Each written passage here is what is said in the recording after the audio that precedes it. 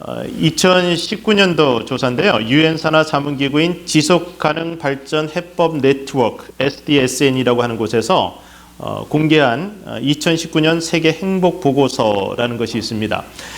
여기에서 한국이 행복지수 10점 만점에 5.895점을 받았다고 합니다. 그래서 등수가 어떻게 되냐면 156개국 중에서 54위. 그러니까 조사 방법이요. 무조건 주관적인 방법을 사용한 것이 아닙니다. 그러니까 행복하다고 느낍니까? 해갖고 이렇게 점수 매긴 게 아니고요. 여기에는 1인당 국내 총생산, 그리고 사회적 지원, 기대 수명, 사회적 자유, 관용, 부정부패 정도 등을 측정해서 행복지수를 산출했다는 거예요. 그래서 그냥 민족성이 낙천적인 후진국이 상위권에 오르는 일은 없었습니다. 북유럽의 복지국가 핀란드가 1등을 차지했고 덴마크, 노르웨이, 스위스, 캐나다 같은 나라들이 10위권 안에 들었습니다. 어떤 나라들이 이 행복지수가 낮냐? 내전에 시달리는 남수단이 156기로 이제 꼴찌를 했고요. 아프가니스탄, 예멘, 시리아 같은 나라들이 최하위군을 형성했습니다. 북한은 조사 대상에서 빠져서 알 수가 없어요. 그런데 멕시코가 한국이 54위인데 비해서 멕시코는 23위예요. 참 의외였습니다. 그리고 루마니아 같은 나라가 48위로 한국보다 앞섰습니다. 근데 우리 기분을 좋게 하는 건 일본이 58위예요. 일본은 우리보다 못해야 되잖아요. 일본이 다행히 한국보다 4계단 아래 58위. 필리핀이 69위. 그리고 베트남이 94위, 중국은 93위예요. 근데 한국은 최근 5년간 대체로 50위권에 머물렀고 미국은 19위를 했다고 합니다. 그러니까 우리는 미국에 사는 한국인으로서 최소한 한 20위 안쪽에 행복지수를 갖고 있는 사람들인 것 같아요. 그리고 2016년도 OECD 22개국 어린이 청소년을 대상으로 한 주관적 행복지수 조사가 있었는데 미국이 10위입니다. 그러니까 22개국 중에서 미국의 어린이 청소년들은 행복지수가 10인데 한국은 22위로 꼴등을 했어요. 한국의 어린이 청소년들은 OECD 국가 22개 나라 중에서 꼴등을 차지한 겁니다. 같은 해 스웨덴의 유니버섬이라는 기관이 조사한 직장인의 행복지수, 어느 나라 직장인들이 행복할까? 여기에서 한국 직장인들이 조사 대상 57개국 중에 몇 위를 했을까요? 꼴찌는 아니에요. 감사하게 꼴찌는 아니고 49위. 한국의 직장인들은 57개국 중에서 49위였고요. 필리핀이 34위입니다. 우리가 선교하는 필리핀 직장인들이 한국 직장인들보다 훨씬 행복하다고 느낀다는 겁니다. 베트남도 41위예요. 그런데 미국 직장인들은 36위. 그래서 우리 미국에 사는 우리들은 그나마 우리가 선교하는 필리핀 직장인들보다는 행복하다고 느끼는 것 같습니다. 그래도 그다지 행복한 것 같지는 않아요. 이 직장인의 행복지수 1위가 덴마크고 2위는 노르웨이입니다. 자, 여러분, 이 행복이란 것이요, 굉장히 주관적인 것이죠. 그래서 스스로 행복하게 생각해야 행복한데 경제적인 상황 또 객관적인 조건들과 상관없이 스스로를 불행하다고 생각하는 사람들이 의외로 많습니다. 우리가 자신의 과거와 현재를 비교해봐도 쉽게 알 수 있는데 여러분, 경제적으로 어려웠을 때와 또 살만해졌을 때를 비교하면 언제가 더 행복했습니까? 한번 여러분 생각해 보세요. 우리가 느끼는 이 행복감이 아주 다양한 조건들의 영향을 받는데 이것이 좋으면 저것이 나쁘고 또 저것이 좋으면 또 다른 것이 나쁘는 등 수많은 조건에 의해서 우리의 행복을 느끼는 이 감정은 왔다 갔다 합니다. 나는 얼굴이 잘생겼는데 돈이 없어. 그래서 불행할 수도 있고요. 나는 돈은 많은데 그런데 건강하지 않아. 그래서 불행할 수도 있어요. 그래서 여러 가지가 작용해서 최종적으로 우리 마음에 영향을 끼치게 되는데 분명한 것 하나는 이런 조건들이 세속적인 조건, 우리가 환경에서 경험되어지는 그런 조건들이 결코 우리의 행복을 보장할 수는 없다는 것입니다. 왜냐하면 세상의 모든 것이 유동적이고 흔들리기 때문에 그렇습니다. 그래서 저는 여러분에게 환경이나 조건에 상관없이 누릴 수 있는 진짜 참된 행복이 있다는 사실, 그 하나를 여러분하고 오늘 나누고 싶습니다. 이 행복은 우리 구주 예수 그리스도 안에 있습니다. 고린도서 4장 16절은 말씀하기를 우리가 낙심하지 아니하노니 우리의 겉사람은 낡아지나 우리의 속사람은 날로 새로워지도다 라고 했습니다. 결국 우리의 육신은 낡아지고 썩어지지만 우리의 속사람, 우리의 영혼은 그리스도 안에서 날마다 새로워질 수 있습니다. 그러니까 여러분 생각해 보세요. 여러분의 육신이 어느 시간 어느 시점 이후부터는 늙어간다는 걸 느끼잖아요. 그 이후부터는 계속해서 겉사람은 낡아지는 거예요. 그리고 우리가 완전한 건강을 회복되길 원한다고 하지만 어느 정도 나이가 들고 어느 정도 병이 심해지면 여러분 그게 어려워요. 이거 완전해지려면 죽어서 하나님 나라에서 눈 뜨는 것밖에 없습니다. 그러니까 우리의 외모, 우리의 겉 환경, 이것으로는 우리가 행복을 누릴 수 없습니다. 우리가 하나님과의 관계 속에서 평안을 누리게 된다면 세상의 그 어떤 조건에도 흔들리지 않는 참된 평안과 행복을 누리며 살 수 있는데, 저는 2020년 한 해 동안 이 행복이 우리들의 것이 되기를 주 이름으로 축복합니다. 하나님과의 관계 속에서 건강한 사람은 한결같이 행복을 누립니다. 그런데 이 관계가 병들면요, 축복 속에서도 우리는 불행을 느낍니다. 생명의 근원이 마음에서 나온다고 했는데 이 마음을 지키지 못하게 되면 우리 삶의 질이 현격하게 나쁘게 된다는 거예요. 여러분, 신앙인의 마음이라고 해서 항상 건강할 수만은 없습니다. 때로 감기 같은 수준의 병에 걸려서 우울해지기도 하고 또 무너지는 경험을 하기도 하는데, 그런데 사실 이런 마음의 병은 잠깐 왔다가 갑니다. 그래서 큰 문제가 아니에요. 그러나 마음을 죽일 만큼 큰 영적 병에 걸릴 수도 있고요, 또 반복해서 재발하는 영적인 고질병 같은 게 걸릴 수 있는데, 이런 병들은 우리의 마음을 한꺼번에 죽일 수도 있고 서서히 병들어 죽일 수도 있습니다. 고질병이란 것은요, 죽을 정도의 병은 아닌데 오랫동안 앓고 있어서 고치기 어려운 병을 의미합니다. 그러니까 나을만 하면 다시 도지고 또 그러다 괜찮아졌다가 다시 또 도지고 하면서 평생을 괴롭히는 그런 병입니다. 고치기 어려운 습관 같은 것을 이야기할 때도 고질적인 습관이라고 하죠. 또 반복해서 일어나는 상식 이하의 행동들을 가리킬 때도 고질적인 병폐란 말을 사용합니다. 오늘 본문의 배경이 되는 사사시대의 이스라엘 민족에게도 이런 고질적인 병폐가 있었습니다. 영적인 질병이 있었어요. 하나님께서 이집트에서 노예 생활하던 이스라엘을 구원하셨습니다. 그리고 자유인으로 만들어 주셨고 축복의 땅, 약속의 땅인 이 가나안 땅에 그들을 정착하게 하시고 하나님만을 섬길 수 있는 아주 복된 환경을 마련해 주셨습니다. 그런데 이스라엘이 주기적으로 반복되어 일어나는 이 고질병 때문에 다시 자유를 잃어버리고 노예 같은 생활을 하게 됩니다. 그러다 다시 살만해지면 이 고질병이 계속해서 도지고 축복을 잃어버리고 고난을 경험하는 거예요. 이 고질병은 건망증이라고 할 수 있는데, 하나님의 은혜와 훈계를 잊어버리고 생명의 근원이신 하나님을 배반하는 병입니다. 하나님이 우리에게 축복을 주셨으니까 그 축복을 받아서 감사하는 마음으로 하나님을 더 잘 섬길 것 같잖아요. 그런데 이상하게 이스라엘 사람들은 틈만 나면 하나님을 배반하는 거예요. 살만해지면 배반하는 겁니다. 그리고 이방신을 섬기고 하나님 말씀 떠나서 세상의 습관을 따라서 아주 방탕하게 살아갔습니다. 그때마다 하나님이 그들을 징계하시고 그들은 축복을 잃어버리게 되면 비참한 세월 가운데서 다시 하나님 앞에 주여 우리를 용서해 주셔서 부르짖어 기도합니다. 그러면 하나님이 그들을 용서해 주세요. 그리고 그들을 회복해 주세요. 사사기는 그런 내용들이 계속 반복됩니다. 범죄하고 징계당하고 고난 가운데 부르짖으면 하나님이 사사를 선택해서 보내셔서 그들을 건져주시고 다시 살만하게 해주시면 이들이 하나님께 감사하고 하나님 행복합니다 하다가 어느 정도 시간 지나면 다시 또 하나님께 범죄하고 우상을 섬기고 그러다가 징계를 받아서 고난을 당하면 또 하나님께 부르짖어 기도하고, 그러면 하나님이 사사를 정하셔서 또 보내서 건져주시고 건져주시면 이 사람들이 하나님 감사합니다 하고 찬양하고 그러다가 회복되어서 잘 살다가 또 하나님께 범죄하고 그러면 하나님이 징계하시고 그 징계받으면 또 죽겠다고 하나님이 살려주세요 하면 하나님이 또 사사를 보내주시고, 그러면 이거 언제까지 하면 될까? 이게 계속 반복되는 거예요. 그러니까 사사기는 이 얘기가 끊임없이 똑같은 패턴으로 계속 반복됩니다. 읽다 보면 답답하죠. 이 사람들 왜 이럴까? 왜 이럴까? 오늘 본문 말씀이 이스라엘이 미디안 사람들에게 지배받으면서 고통스러운 세월을 보낸 지 7년이 되었다고 말씀하고 있습니다. 그렇다면 그 이전에 어떻게 지냈을까요?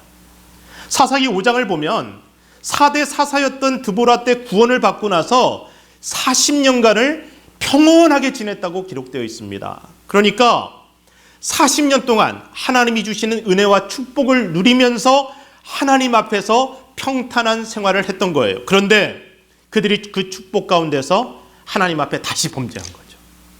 그리고 축복을 잃어버리고 고통에 빠지게 된 겁니다. 본문 1절 2절 본문 1절 2절. 자, 읽어볼까요? 시작.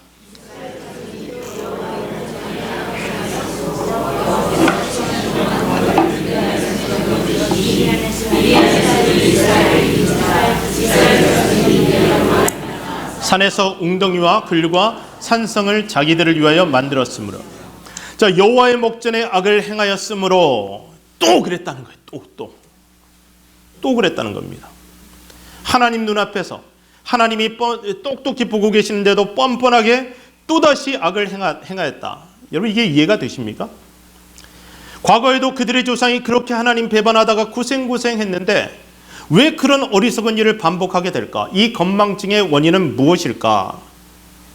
그들이 먹고 살만해졌기 때문에 잊어버린 거예요. 태평성대 40년입니다. 축복의 기간 40년은 고난의 시절을 잊어버리기에 충분한 시간입니다. 그러니까 우리나라도 고난의 시기를 은혜로 견뎌내고 축복의 시간을 살아왔습니다. 교회의 부흥을 경험했고 나라의 발전을 경험하면서 살아계신 하나님의 그 능력을 어떤 나라보다도 절실하게 경험한 것이 우리 조국 대한민국입니다. 여러분은 어떻습니까?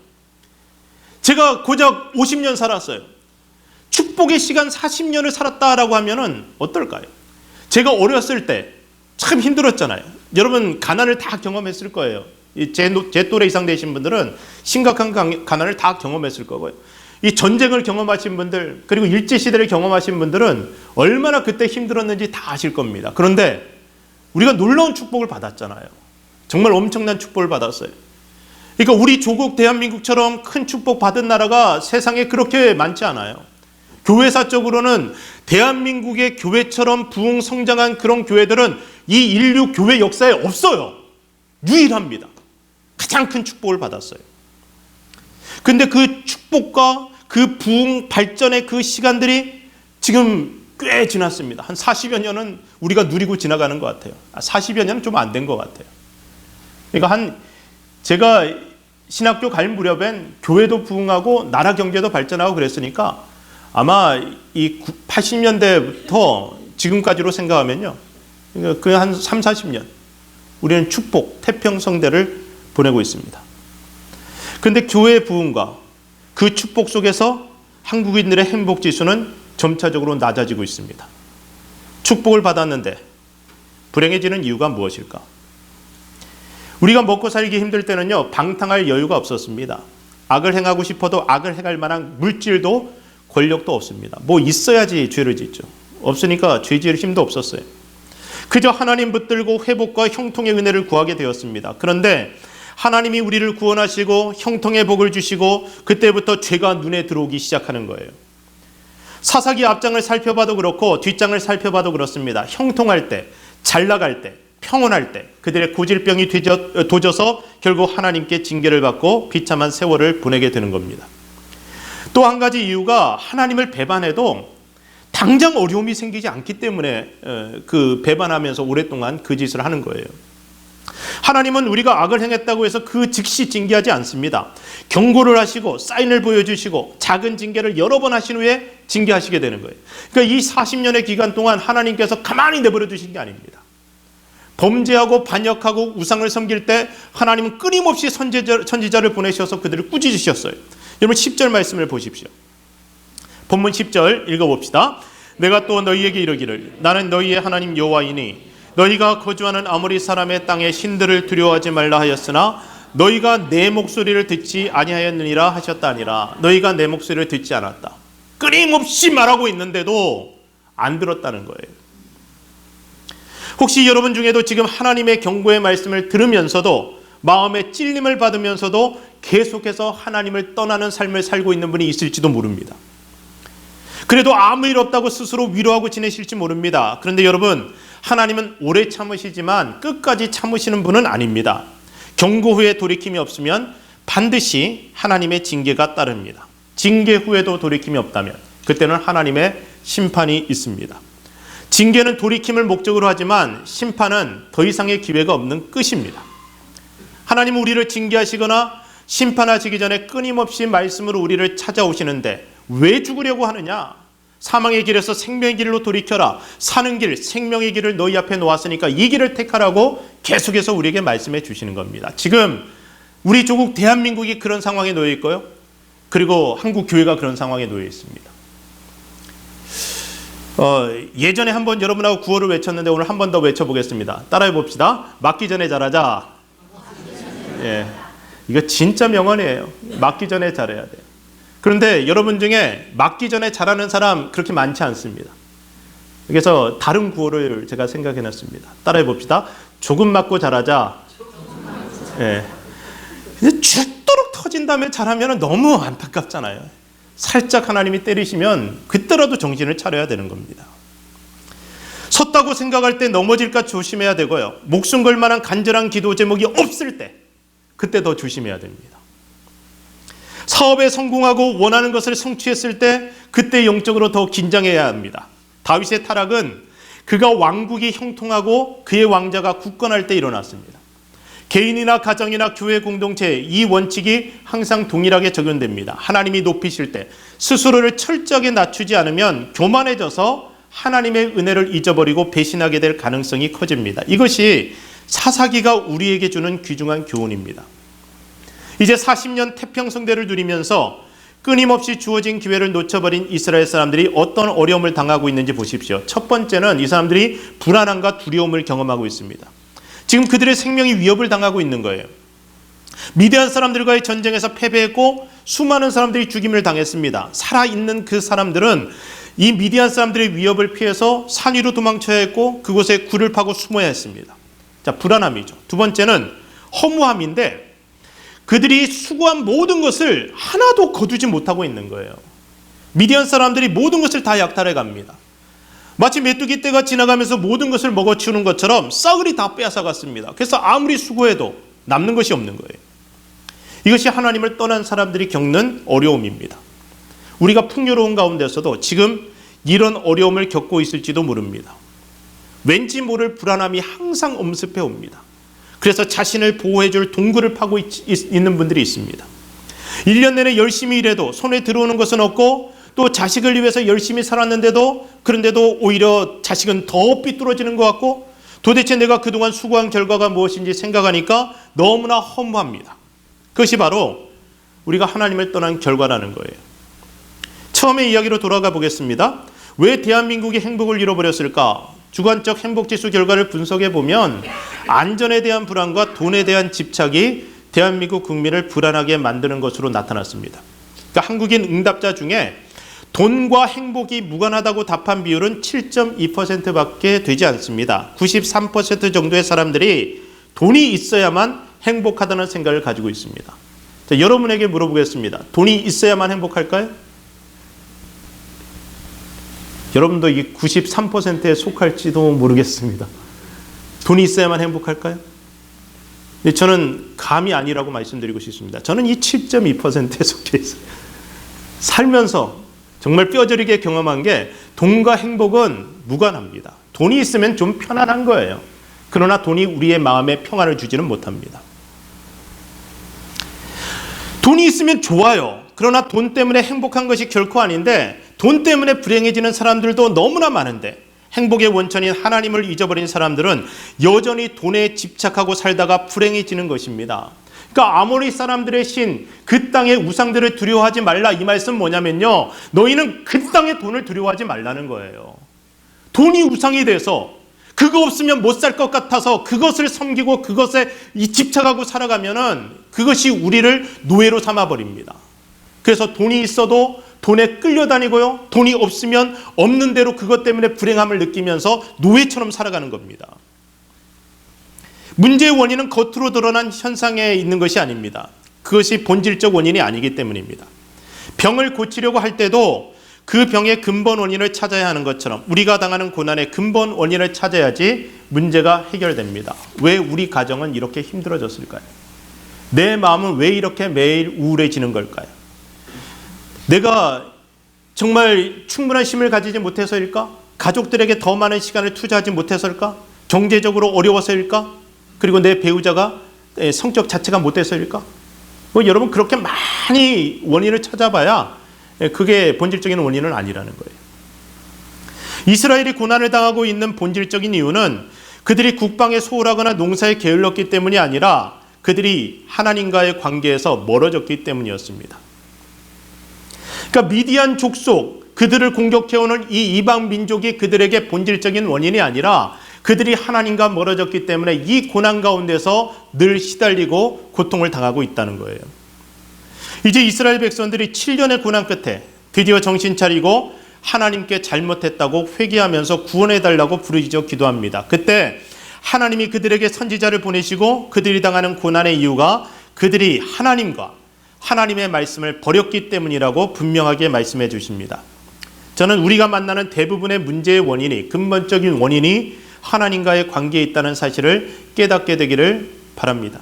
그것이 근본 원인이에요. 사실 고난 자체는 아무것도 아닙니다. 여러분이 의롭게 살아도 고난당할 수 있고 악하게 살아도 여러분이 평탄하게 살아갈 수 있어요.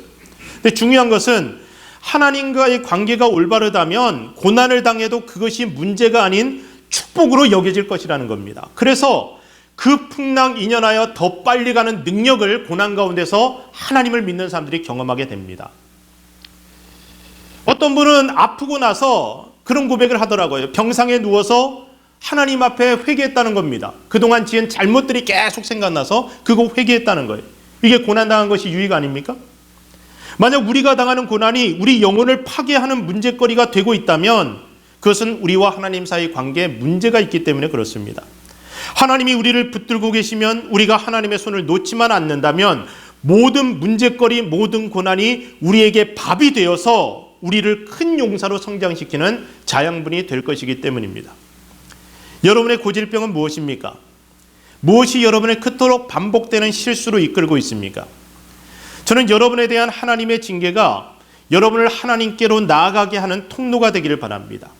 하나님의 징계하시는 이유는 우리로 회개하게 하시기 위함이지 결코 우리를 파멸시키기 위함은 아닙니다. 그냥 엎드려서 회개하기만 하면 하나님은 우리를 끌어안으시고 용서하시고 회복시켜 주십니다. 그래서 우리가 깨달아졌을 때 하나님의 은혜를 다시 회복하기를 원할 때 할 수 있는 일은 아주 단순합니다. 주님, 제가 잘못했습니다. 용서해 주세요. 뭐 어떤 분들은 그래요. 제가 잘못했습니다마는 그렇지만 하나님, 저 사람이 이렇게 해서 어떻고 이렇게 뭐뭐 합니다마는 소용없어요. 그냥 엎드리는 거예요. 이제 회개한 하나님의 백성들을 구원하기 위해서 하나님이 한 사람을 찾아오는데 바로 기드온이라는 사람입니다. 하나님의 사자가 기드온을 찾아왔을 때 기드온이 미디안 사람들에게 들키지 않기 위해서 포도주 틀에서 몰래 밀을 타작하고 있었습니다. 그러니까 보란 듯이 타작마당에서 밀을 타작할 수가 없었어요. 왜냐하면 미디안 사람들이 냄새 맡고 쳐들어와서 다 빼앗아갈 거기 때문에. 그래서 숨을 죽인 채 숨어서 아주 쫌스럽게 포도주 틀에서 하나하나 밀을 타작하고 있는 겁니다. 하나님이 미디안 사람들로부터 이스라엘을 구원하기 위해 선택한 지도자가 이토록 소심하고 겁쟁이였습니다.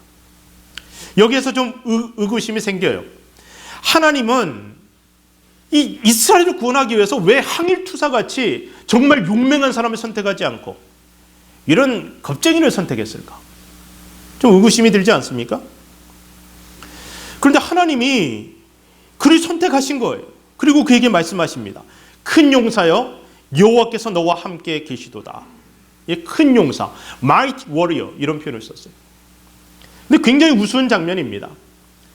그러니까 이제 그 훈련소에서 이 남자들 군대 가면 옛날 훈련소 가면은 그 푸세식 화장실 있잖아요. 냄새 나는 것. 그런데 이 교회 갔다가 이제 초코파이라도 하나 받아오면요, 그거 주머니에 넣고 왔다가 다른 사람한테 뺏기지 않기 위해서 그 푸세식 화장실에 들어가서 거기서 냄새 맡으면서 그 초코파이 먹고 그랬어요. 저는 그랬는데 여러분 안 그랬나요? 그 초코파이 먹는데 제가 그 장면을 상상해 본 거예요. 쪼그려 앉아서 그 냄새 맡아가면서 초코파이 먹고 있는데 하나님의 사자가 딱 나타나서 큰 용사요 딱 그런다는 거예요. 이 얼마나 이게 스스로도 당황스럽겠습니까? 근데 이 호칭에는 하나님의 의지가 담겨 있어요. 하나님이 그렇게 만드시겠다는 강한 의지가 담겨 있는 겁니다. 그러니까 어느 미국 교회 이야기인데 규모가 큰 교회라서 사람들이 대단한 목사님이 오실 줄 알았던 것 같아요. 그래서 많은 사람들이 관심을 가지고 있었는데 교회가 청빙한 목사님이 잘 알려지지 않은 아주 젊은 목사님이었다고 해요.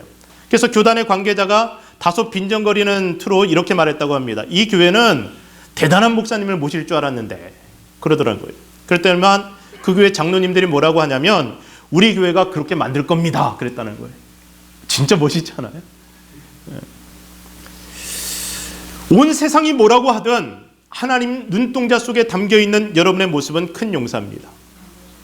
여러분 자신이 여러분을 어떻게 느끼든 상관없이 내가 훈련소 그 푸셋식 화장실에 쪼그려 앉아서 초코파이를 먹고 있는 사람이라고 하더라도 그런데 하나님이 우리를 큰 용사로 만드시겠다고 작정하셨다면 우리는 큰 용사로 쓰임받는 거예요. 그래서 우리 서로에게 인사했으면 좋겠습니다. 이렇게 인사하세요. 큰 용사여 여호와께서 당신과 함께 계십니다. 자, 따라해볼까요? 시작. 큰 용사여 여호와께서 당신과 함께 계십니다. 예, 여러분 이런 인사 받으면서 스스로도 좀 웃기지 않아요? 내가 큰 용사라고? 참 웃기다. 예.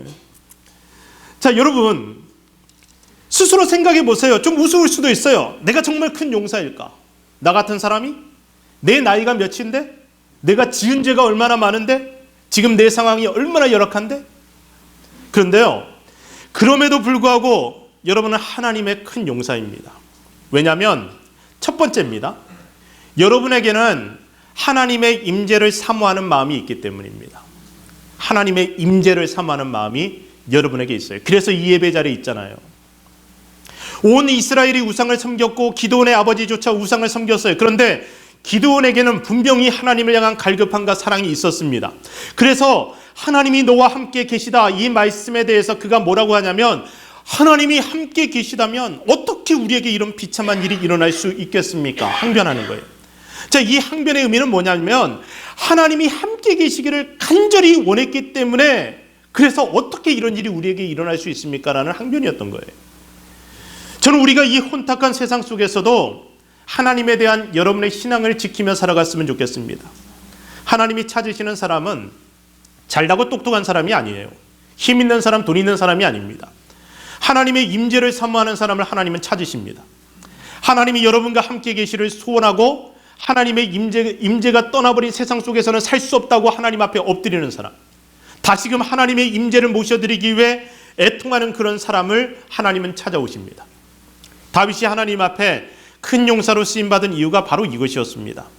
그가 이름 없는 목동으로 살 그때부터 그는 누구보다도 하나님의 임재를 사모했던 사람입니다.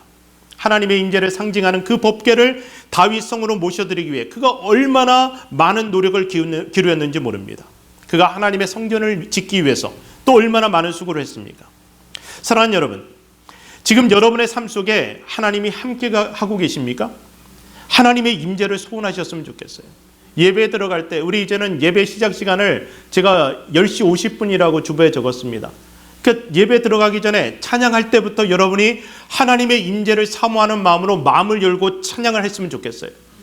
그렇게 예배 드리는 가운데 그렇게 하나님을 간절히 사모하는 가운데 그 열린 마음 가운데 하나님이 임재하시고 그 임재 가운데 여러분이 느끼게 될 거예요. 아, 나는 하나님의 큰 용사구나.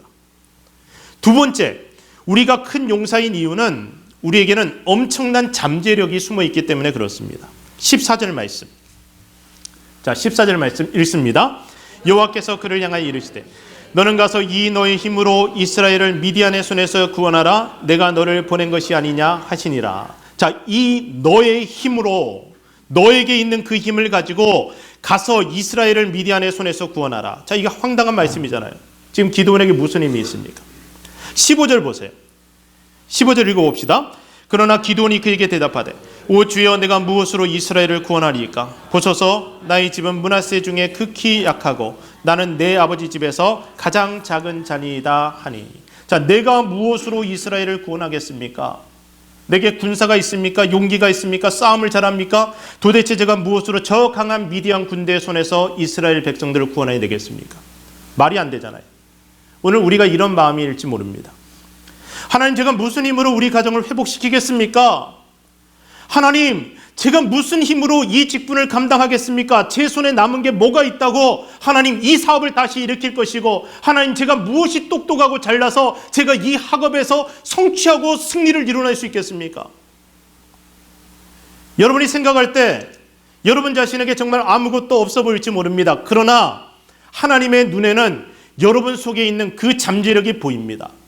여러분 속에는 여러분도 모르는 큰 용사의 잠재력이 숨어 있고 하나님은 오늘 이 예배 자리에서 여러분의 그 잠재력을 다시 깨우고 싶어 하시는 겁니다. 당장 지금의 모습을 보면 큰 용사의 모습이 보이지 않아도 하나님이 큰 용사라고 하실 때에는 그 속에 분명히 큰 용사로서의 잠재력이 숨어 있는 겁니다. 우리가 큰 용사가 될 수 있는 것은 우리의 능력 때문이 아니고 하나님의 의지 때문입니다. 하나님이 하시겠다 하기 때문에, 하나님이 이 공동체를 위대하고 큰 용사로 만드시기로 작정하시면 하나님이 그 일을 행하실 것이고, 하나님이 여러분을 위대하게 만들고자 작정하시면 하나님이 여러분 속에서 그 일을 행하실 것이기 때문에 반드시 큰 용사가 될 것입니다. 단순 무식의 다혈질인 어부 시몬 베드로가 예수님의 제자가 될 때 예수님이 그를 베드로라고 부르셨습니다. 그러니까 반석이라고 부르신 거예요. 예수님이 그의 싹수가 보이지 않을 그때 이미 그를 가리켜서 너는 베드로라, 내가 이 반석 위에 내 교회를 세우리라 말씀하셨습니다. 그리고 결국 누가 그 말씀을 이루세요? 예수님이 이루시는 거예요. 예수님을 모른다고 3번이나 부인할 때도 주님은 그의 속에 있는 반석의 잠재력을 의심하지 않으십니다. 주님께서 그를 반석으로 만드시겠다 작정하셨기 때문에 결국 그는 초대교회의 반석 같은 지도자가 되었습니다. 저는 우리 교회의 잠재력을 믿습니다. 그리고 여러분 속에 있는 잠재력을 믿습니다. 여러분은 큰 용사입니다. 우리 교회는 다시 놀랍게 부흥하여서 하나님 앞에 크게 쓰임받는 공동체가 될 것입니다. 여러분의 가정은 지금보다 더 행복해질 것이고 여러분의 일터와 사업과 학업은 기적적으로 성장할 것을 저는 분명히 믿습니다. 오늘 하나님 앞에 큰 용사로 부름받은 내가, 하나님 내가 그 말씀에 순종하고 큰 용사로 살아가겠습니다 결단할 때 하나님은 여러분 속에 있는 잠재력에 불을 붙이실 것이라는 거예요. 3번째, 여러분이 큰 용사로 살아갈 수 있는 이유는 하나님이 여러분과 함께 하실 것이기 때문입니다. 큰 용사요, 여호와께서 너와 함께 계시도다. 자, 우리 결코 혼자가 아니라는 사실을 기억해야 됩니다. 하나님이 큰 용사로 살아가는 여러분과 함께 하십니다. 예수님이 제자들을 이 세상에 남겨두시고 하늘로 올라가실 때 그들에게 사명을 주시고 하신 말씀을 기억해 봅시다. 마태복음 28장 20절. 자, 시작.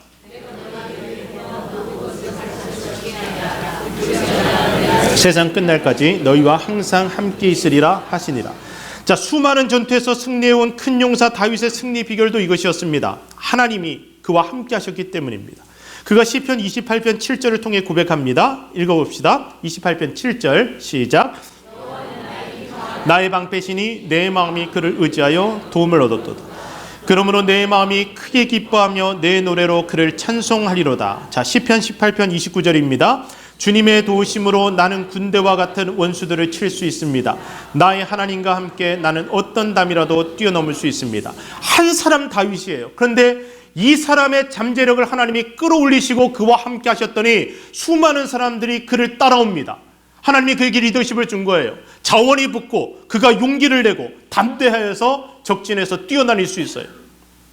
가나안 정복의 영웅 여호수아에게도 승리의 비결은 하나님과의 동행이었습니다. 여호수아 1장 9절 말씀 같이 읽읍시다.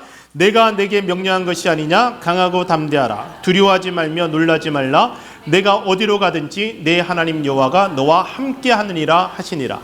자, 큰 용사로 부름받은 기드온이 미디안과의 큰 전쟁을 치를 때에도 그는 군사의 숫자나 무기를 의지하지 않았습니다. 함께 하시는 하나님을 의지한 거예요.